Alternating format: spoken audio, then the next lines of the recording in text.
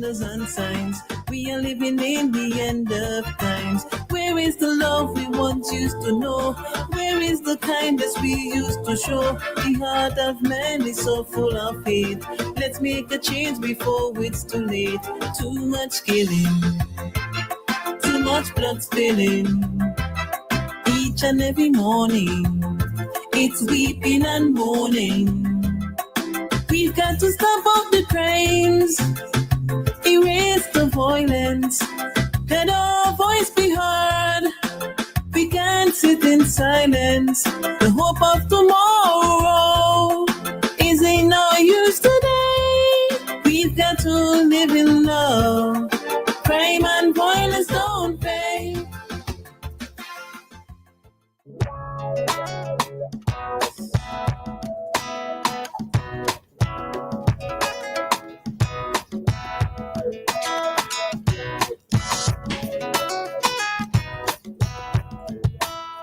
Good morning again to the listeners of WEFM. We are now in our Cup Chat segment.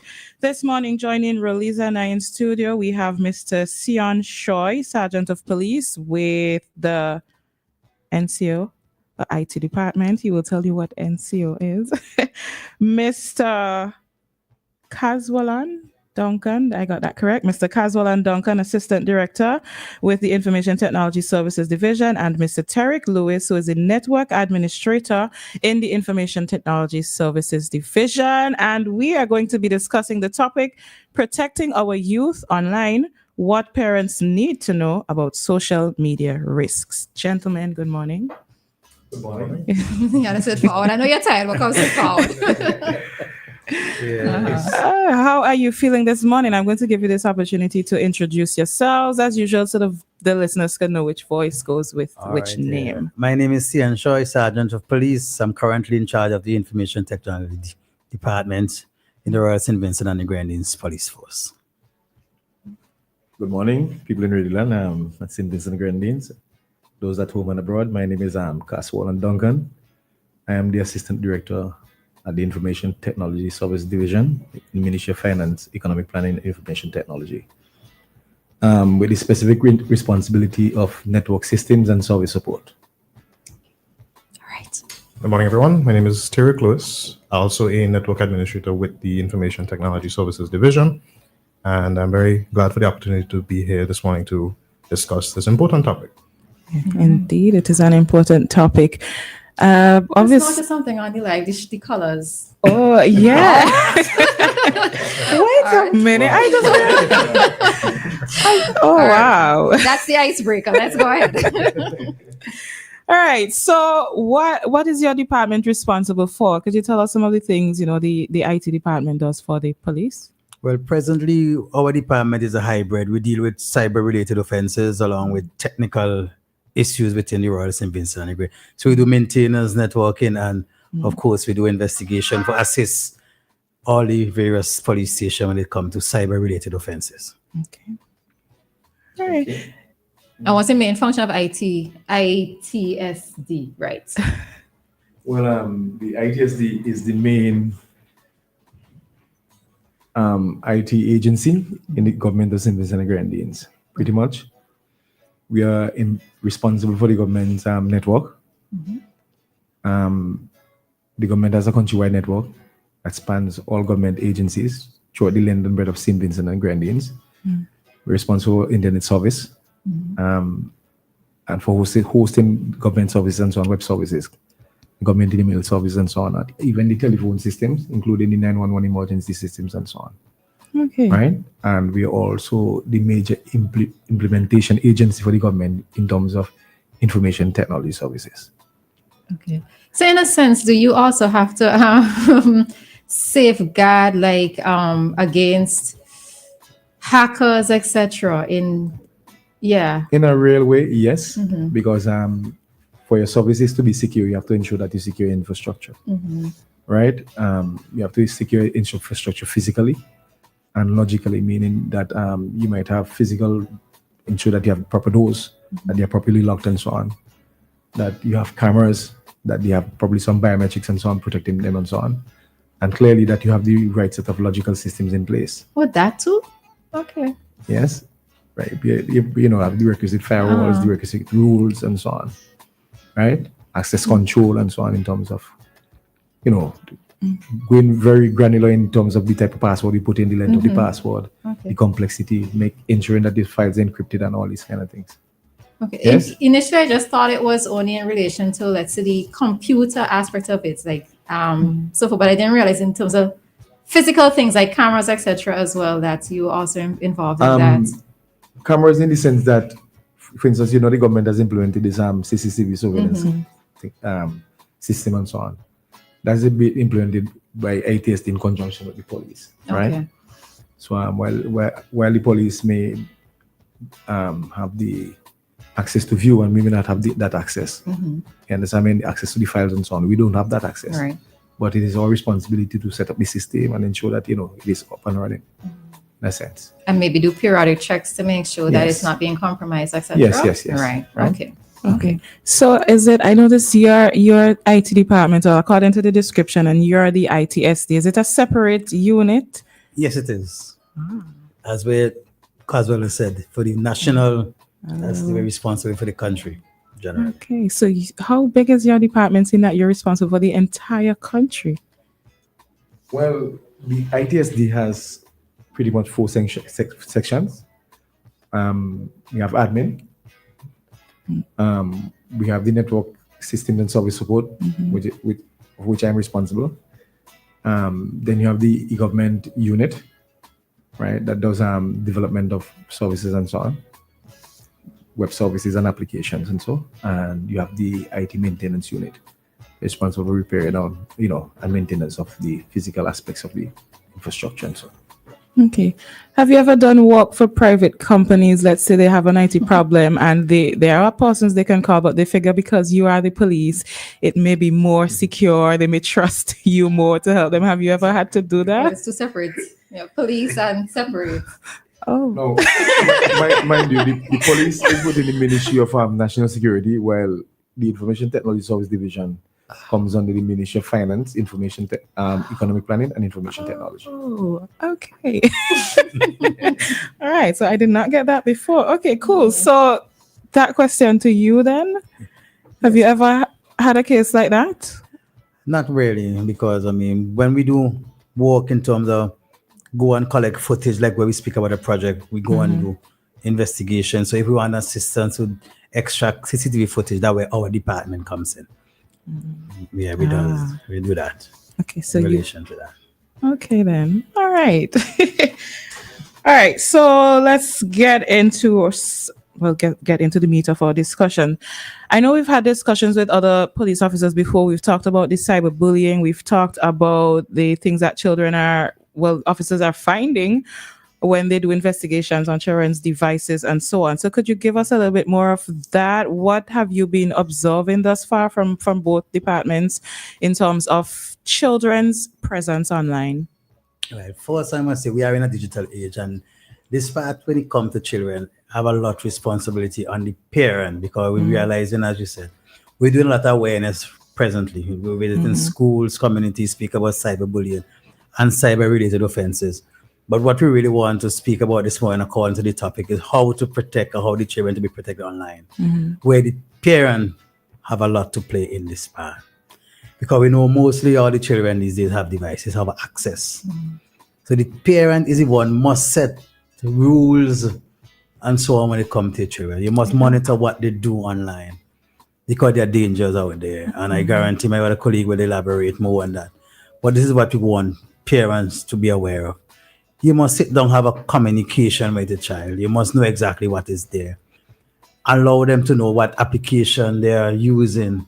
Make sure you give your parent your password and so on, that they could know what you are doing.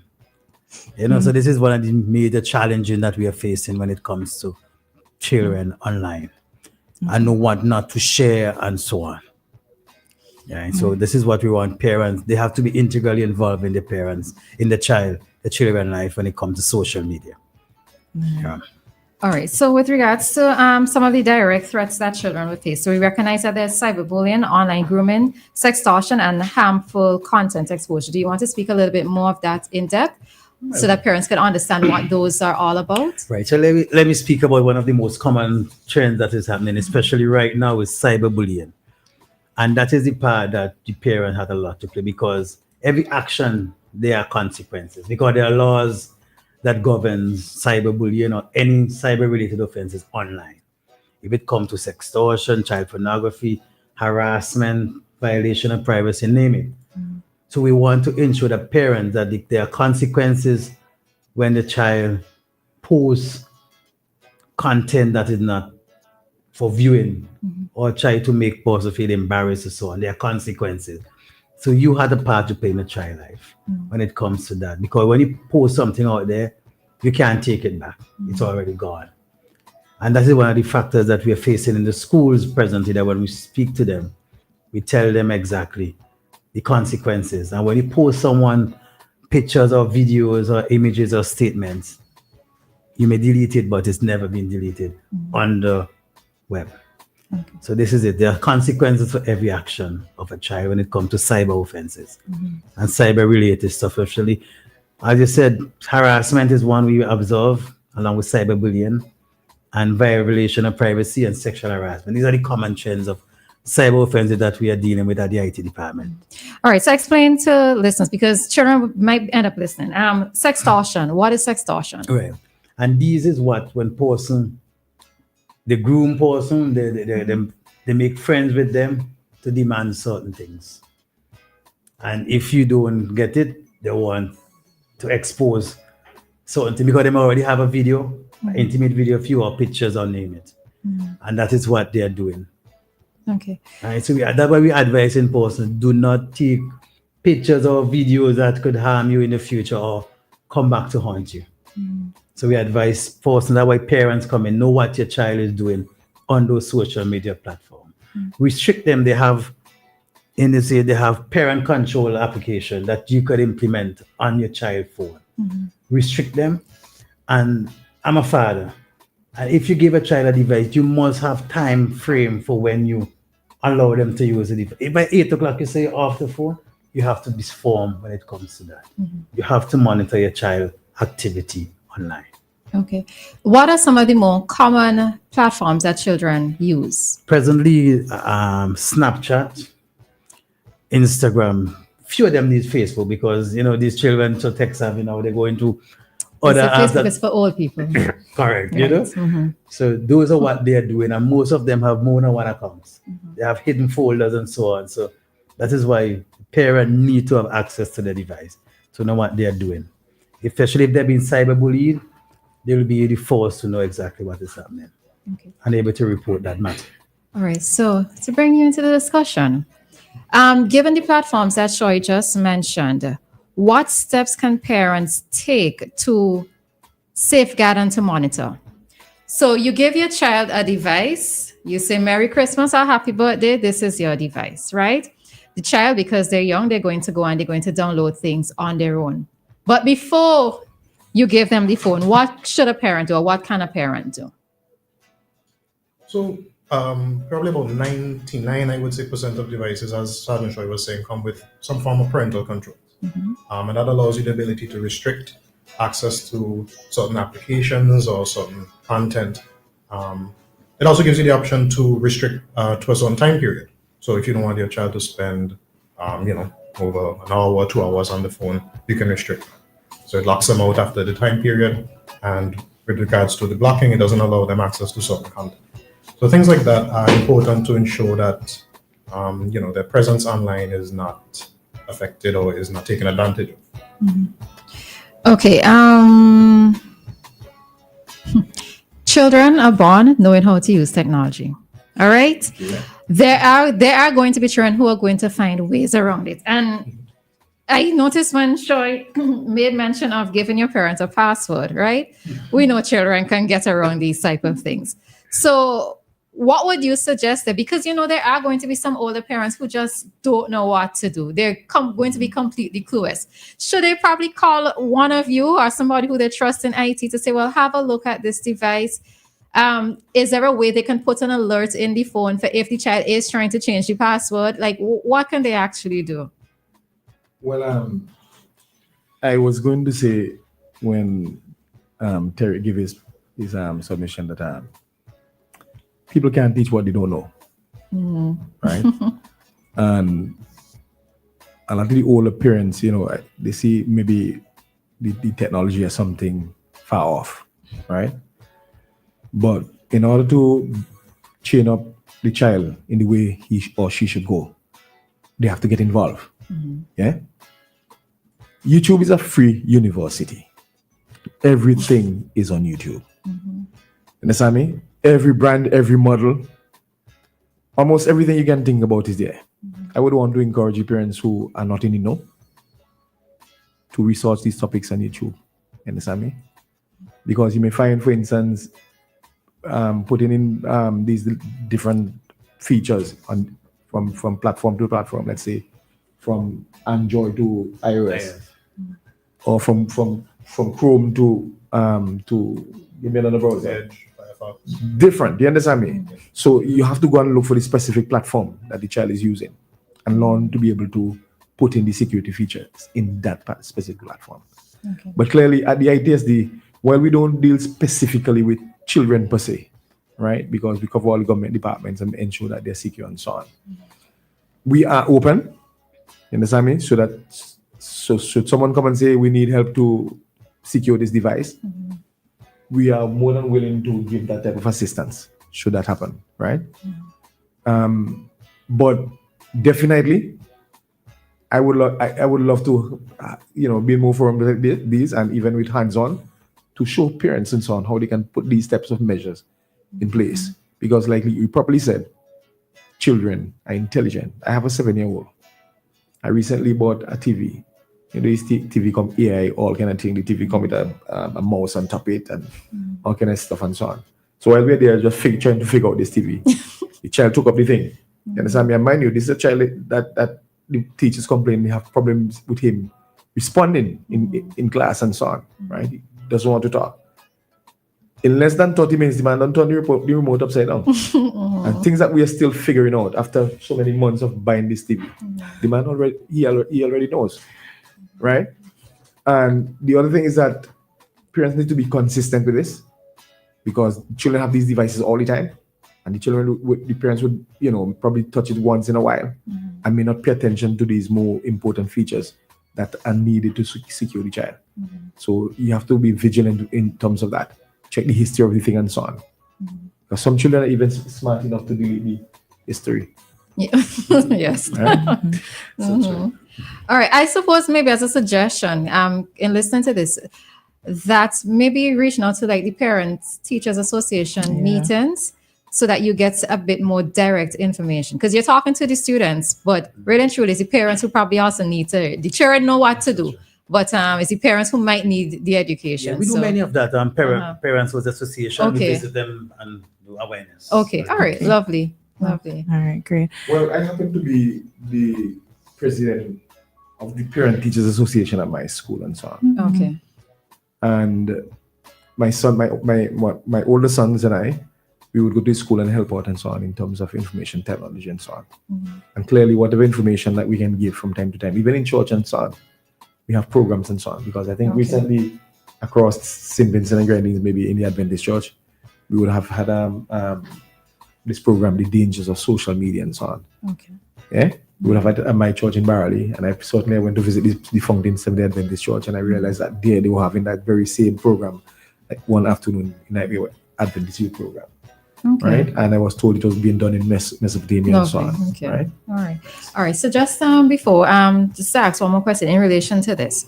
Recently, I was looking at a crime documentary, and there was a young lady who was in a relationship with a guy, right? And she realized that she could sense. Now she was in the UK and he lives in the US.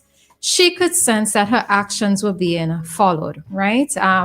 It was something that he sent, I think, to her through an email, and she clicked on it, and right away he got access to her laptop, right? So he could hear all the conversations that she was having. He could monitor her movements, etc. What would you say by way of advice? Because parents may not know about this. Many times you get emails, you click and you open, and right there you people are able to access your emails or the contents on your phone. What would you say to somebody who might be feeling a bit uneasy, especially for children, because you're having these conversations with the person, you're talking about online grooming and sextortion, etc., and they have access to somebody's tablet remotely or laptop remotely or device remotely.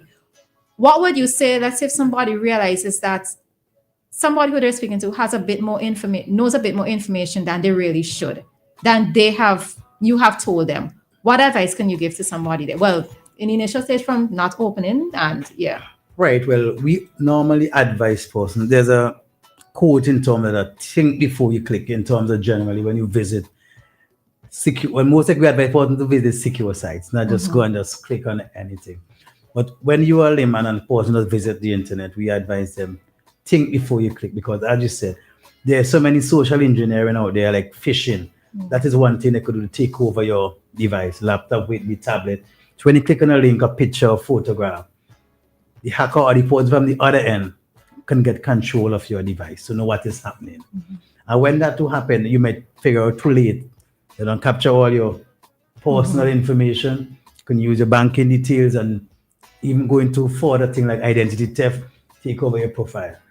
So if you figure that out, maybe, but we advise after the fact, you have to report that matter. So we will advise you in terms of what to do. Maybe you might have to change that entire device, and that is why it is good for your parent to know exactly what you're doing, that your parent could easily realize if your device being compromised.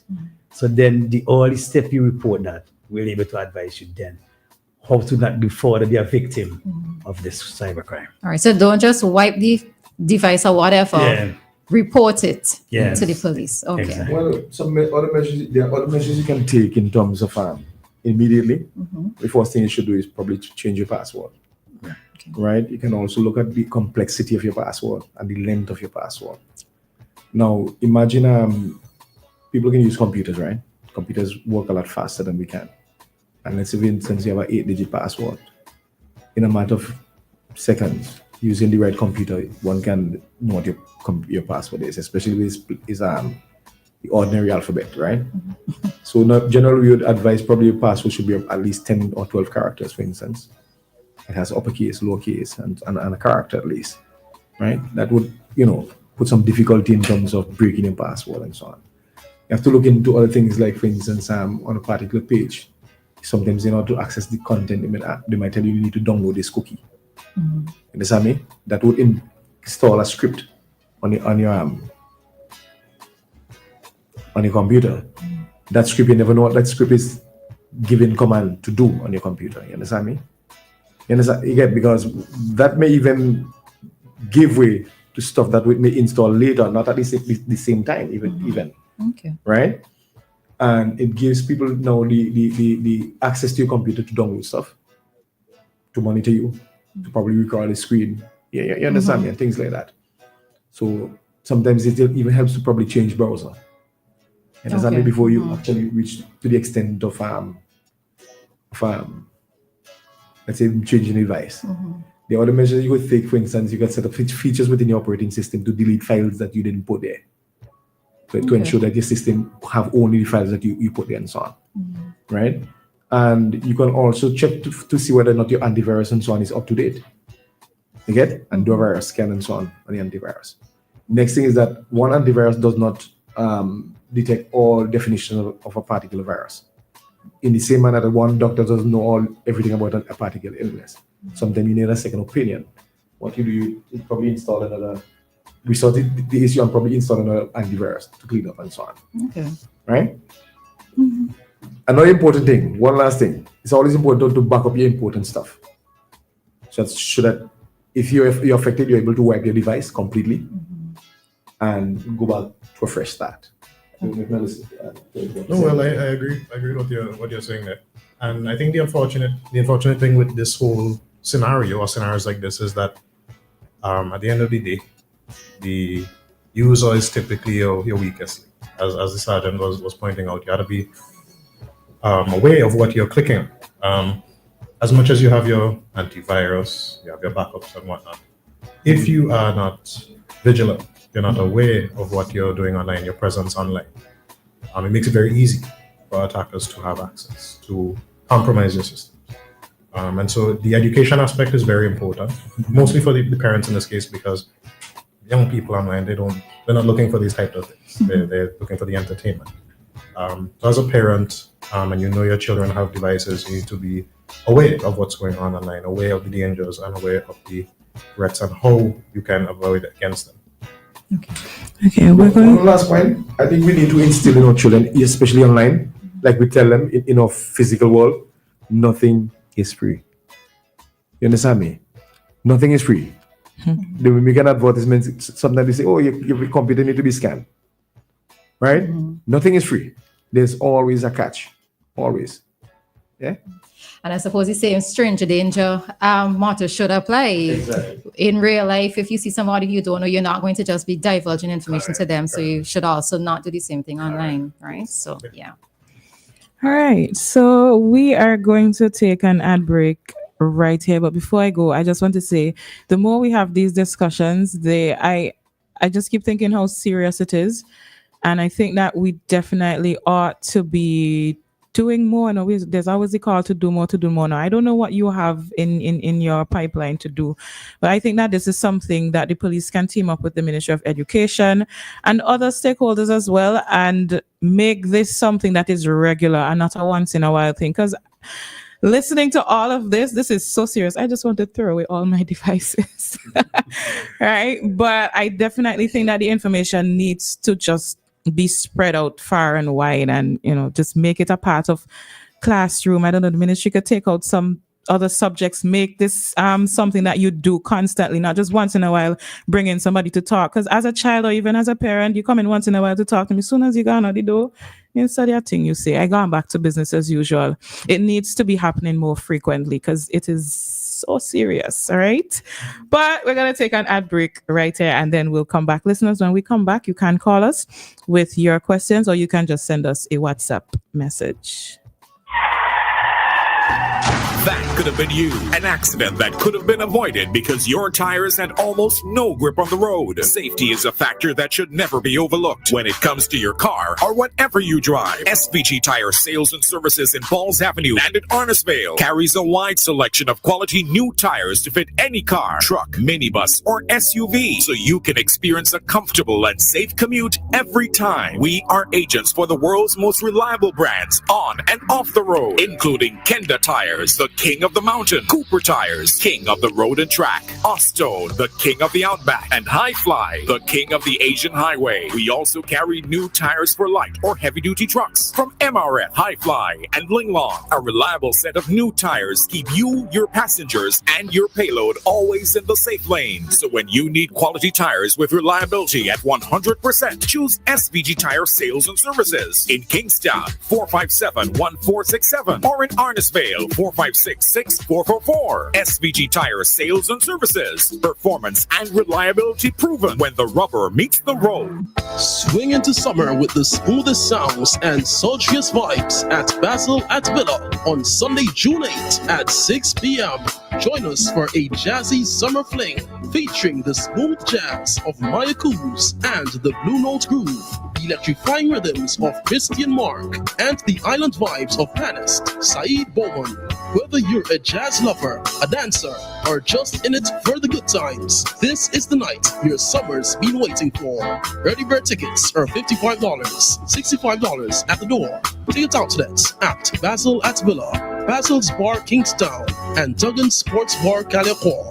Dress in island chic and let the groove carry you away. On Sunday, June 8th, Basil at Villa is the place to be for a jazzy summer fling. You can't afford to miss this. Come on, baby, light my fire. Come on, baby, light my All you Let me go Vincy Mass 2025. It's the heartbeat of the summer and the greatest summer festival. That's why Vincy's and foreigners from everywhere will be coming together once again in love and unity for Vincy Mass 2025. This one is going to be grand. It's going to be different and glamorous. Be prepared for the vibrancy in Vincy Mass from June 27th to July 8th. Call a family and tell a friend. Let me go Vincy Mass 2025. This one will be massive. For more information, follow us on IG at Vincy_Mass, Facebook at Vincy Mass, and log on to www.vincymass.vc or email info@vincymass.vc. Let me go Vincy Mass 2025. Do you spin a dial to make a call on your rotary phone from the 60s? No. Are you driving an unreliable and risky automobile made in the 1900s? Of course not. Are you still fiddling with an antenna to get good signal on your black and white television from the 20s? Really? Then why are you still stuck in the past, sitting on an unintelligent 1930s design toilet? That's right, 1930s design. What does your bathroom say about you? Don't get left behind. The future is now. Be smart. Be progressive.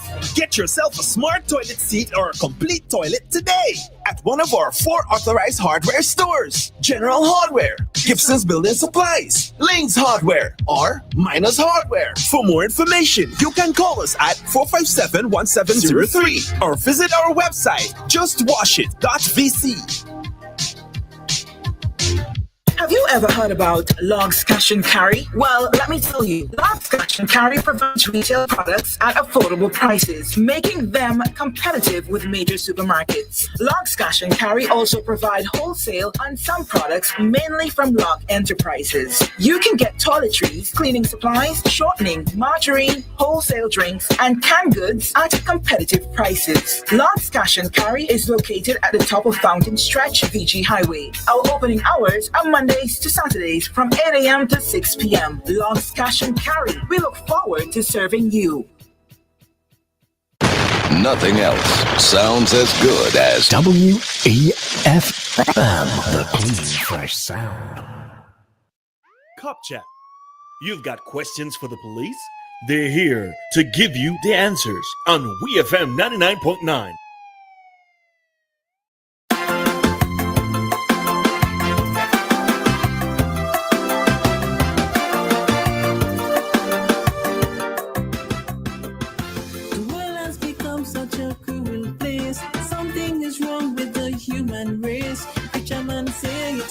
And signs. We are living in the end of times. Where is the love we once used to know?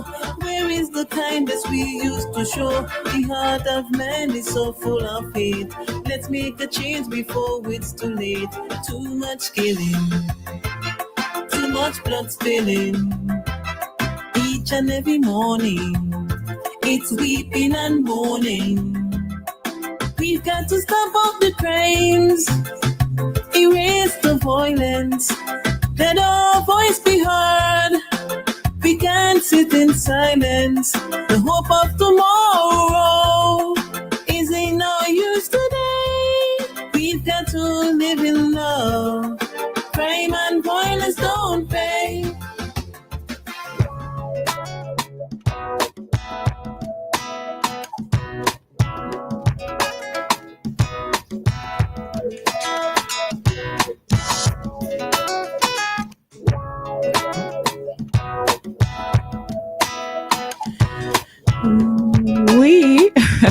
We are back with our Cop Chat segment here on WEFM. Remember that you can call us 457-9997 if you have any questions, if you have any comments. And with that number, you can reach us on WhatsApp. You can also reach us on the landline. This morning, we are discussing the topic, protecting our youth online, what parents need to know about social media. And we have in studio Sergeant Sion Choi and Mr. Caswell and Duncan and Tariq Lewis discussing the topic. So we're going straight back in. How do you deal with reports relating to these two, cyber issues and children? Right. For us, as we'll tell parents, when we do awareness, if a cybercrime or you are a victim of a cybercrime, these things that you need to know. First, we'll say you must have evidence. So if someone sends messages on your device, screenshots it. If it's videos, make sure you save it. So when it comes to the department or any police station, because when a report might take place, it's that when the investigation starts. So the investigation starts without a formal report. So that's first. So when there's a cyber-related offenses, it didn't matter where you are. There's 22 police stations. You report them by any station, and from that is when the investigation starts. So if we at the IT department, we do the findings. So we check the account or the message or the phone to really know if, for example, say cyberbullying occurs. So if you are a victim, could be an adult, because adult to be cyberbully also. So there's laws governing child and adults in relation to cyberbullying. So if you're being cyberbullied, when it comes to make a report, you must produce the evidence, the screenshots, the picture, the videos, name it. And then the investigator will bring the person to the IT department, where we will analyze or take the evidence from their device or thing, and we'll do the online investigation.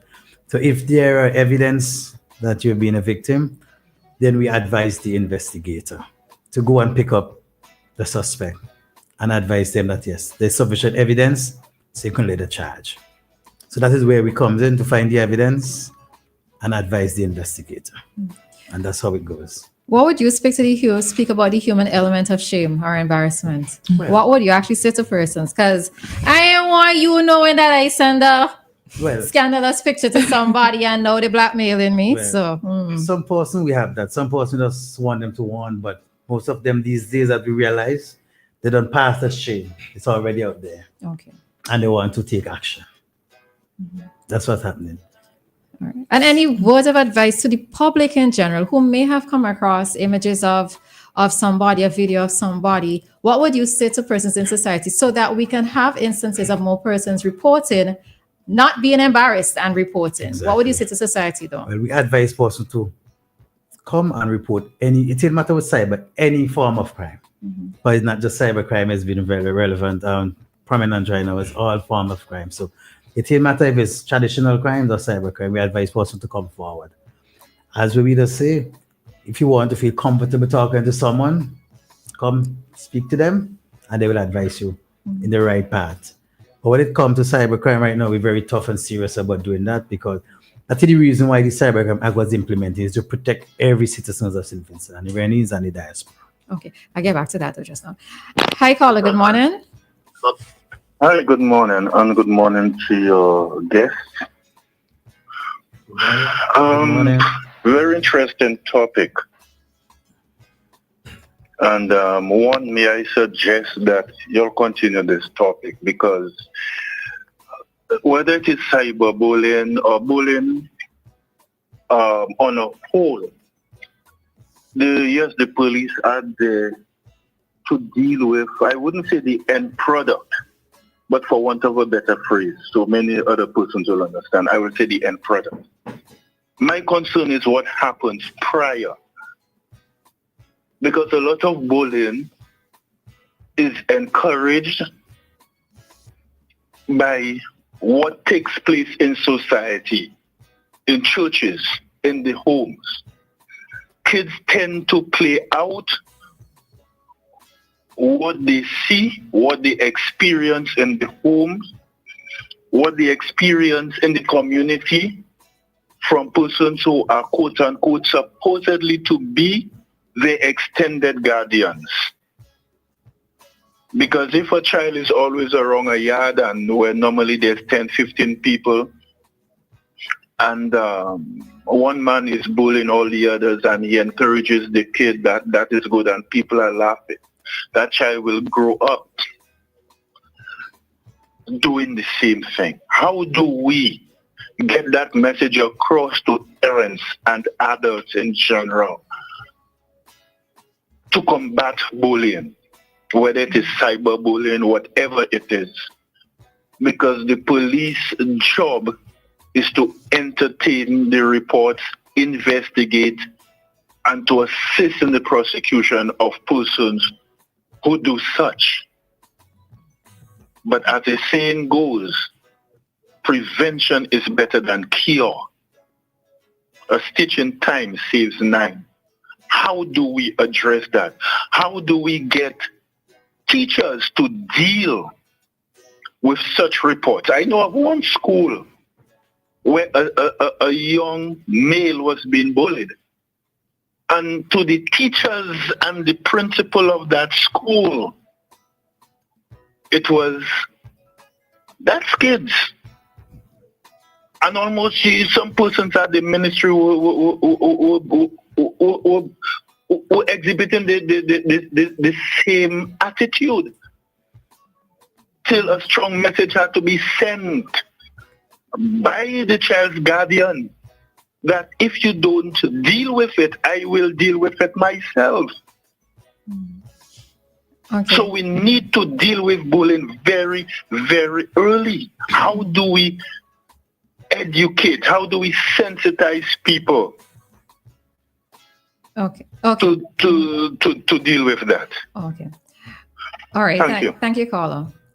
All right. So I think it kind of lends to the same point that I was making, or the question I was asking in terms of society itself, right? Because I can also be charged if I post an image or I circulate an image of somebody, right? So we could probably speak a little bit more about that, because that is also linked with bullying. Right. So as we always say, ignorant of the law is no excuse. And the Cybercrime Act is out there publicly. If you wish to Google it, it's free online. They could see it. Because it's not just the parent. The child also, at age 8 years old and above, can be charged for any crime in St. Vincent and the Grenadines. So parents should be aware of that. And as what the caller just said, this is a whole society have to come on board in terms of this. The parent, and it starts from the home especially. And as we could speak about the churches, everyone had a part to play in when it comes to the society, how your child is being grown. And there's a proverbs, African proverbs, or it takes a village to raise a child. And this is what you need right now in terms of the society. And I suppose let's use another proverb. Do unto others is a proverb. In scripture. Do unto others as you like done unto yourself. The golden rule. It's golden rule is scripture. All right. You would not want for an image of yourself to be out there for persons to mock and to ridicule you. You're walking in the street and persons embarrassing you. So you do not do it onto somebody else as well. Correct. All right. I want to say something on that particular topic.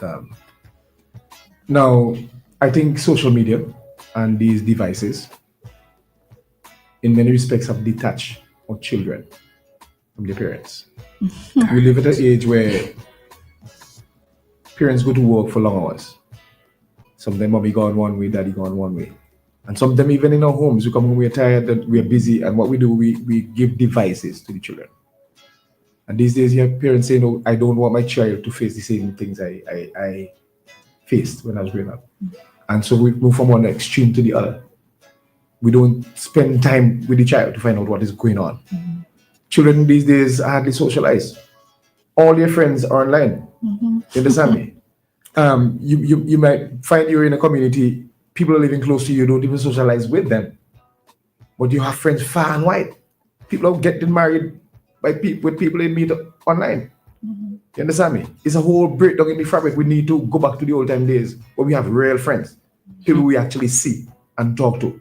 As parents, we need to spend time with our children. You understand me? And the thing is now, we need to teach our children to show respect and honor. Respect themselves, respect others. You get me? And people have to teach them, hey, people have a right to their opinion, to ventilate things, and you must respect that. Because when you build that type of environment with the children, your child will know, hey, that person has feelings. In the same manner I have feelings. You understand me?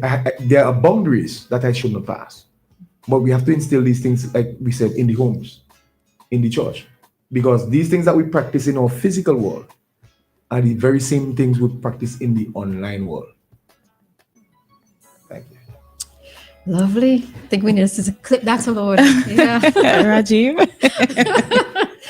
All right. So yeah, I want to go straight to the bottom here and ask, how do we recognize red flags such as unusual app use, hidden conversations, or alternate device behavior? I don't know if that's for you or that's for you.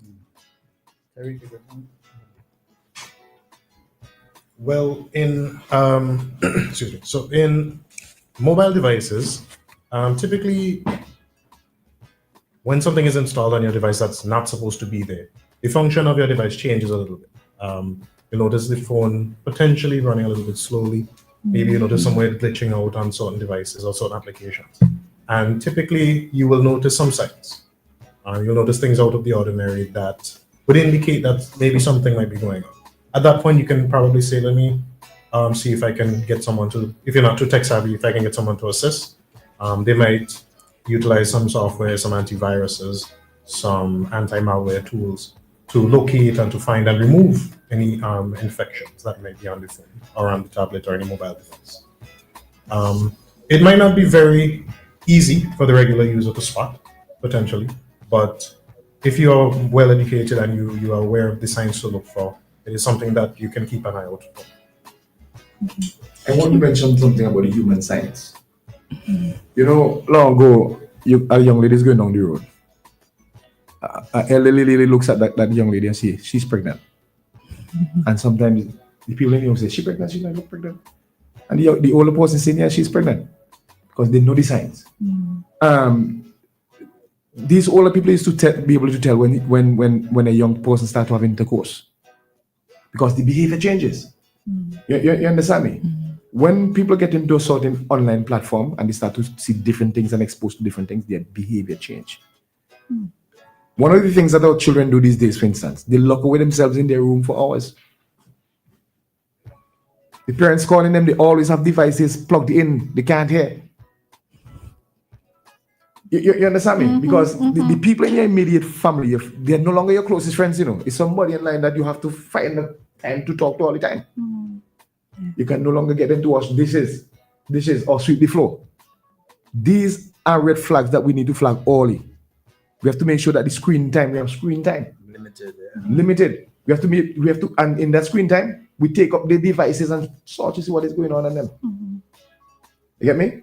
Because some of the content that might show up might be unsolicited content, for instance.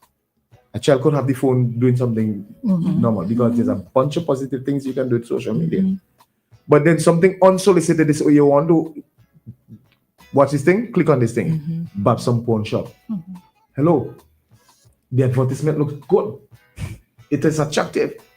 The child's curiosity is open. Leads from one stage to the other. When you check it out, and you got the history because the child doesn't know yet, you can check the history. The child has been doing that for 1 month now. And the frequency is 15 times over the period. So you realize now, gradually, the child has been going to the thing because it's attractive. So you have to look for these flags and so on. Right? That point that you made is a good one in terms of going into their room and putting in headphones. Because if you're having the headphones, you clearly don't want your parent to know what it is that you might be listening to, etc. So that's a good point. That is a very good point. All right. How can, so this is for ITSD, right? No, but then again, it actually goes to you too because it's a holistic thing. How can maybe through education itself, formal education, the curriculum, how can it help to make life easier for you and the police by extension? Because of the fact that we are in a digital age, we cannot escape it, right? Children are already, from the time that they're babies, they get devices in their hands. So would you say that through the education to the curriculum itself, that a lot more needs to be done in terms of awareness, in terms of advocacy, in terms of preventative measures, etc.? What would you say to that? I agree, right? Totally, that we need to ensure that people are more aware. Because like you said, we are living in a digital age. And from ITSD's perspective, in the Ministry of Finance, Economic and Information Technology, the government is currently in the process of implementing a digital transformation project. that would change the way things are done in St. Vincent and Grenadines. You understand? If you notice, for instance, a simple thing like people, not lining up to get their social assistance, and so on. They're using a card and so on. We be putting, for instance, a single window for doing business at customs, a single window for managing land transfers and so on. Get me? And a bunch of other things like that we're putting in place, right? Hence, the people need to become tax savvy. It's no longer a case where somebody breaking into your room to steal the stuff. It's that your stuff is online now and anybody from anywhere can steal it, right? So at ITSC, we are advocating, for instance, that we put the necessary legal framework in place, right? The necessary privacy laws in place. Like Sergeant Short mentioned, we have the Cybercrime Act and so on. There are others that are not enacted yet, but that the government is working seriously to put in place and so on. In terms of the schools and so on, there are things that we need to bring back, and there are additional things that we need to do. The Caribbean Telecommunication Union, in conjunction with the Information Technology Service Division, some years ago, used to do what they call an ICT roadshow, where we saw a particular period in the year move from school to school, from community to community, to take people what is going on in information technology, right? One of the components of the digital transformation project, and I want to speak about this passionately, right, is that the government is in the process of setting up a national CSOT and a government CSOT. So what is it you said? National CSOT, C. Computer Emergency. Oh, it's an acronym. Yes. Oh, okay. Oh, all right. Okay. Right? Something to deal with cybersecurity. You understand me? It's a response team. It's a response team in case and at the national level, that will be for everyone. We're hoping that within the different sectors, law enforcement, let's say the bank and so on, they will set up their respective sorts. In the meantime, when the government set up the government CSOT, the government agencies will be able to report. We'll be monitoring all the government agencies as much as possible and report their issues and respond to their situations and so on. But as for the national now, that will be like a hierarchy kind of thing that sits at the top. Almost like Nemo for everything else in a sense. Like the umbrella. Yes. Okay. We implement policies and the do's and the don'ts and keep everybody in line and so on. Okay. Right? But I think 2 years ago I went to Singapore, and one of the things I realized that they have done is that they have included cybersecurity as a subject on their curriculum from primary school. It is a subject in secondary school. You understand me?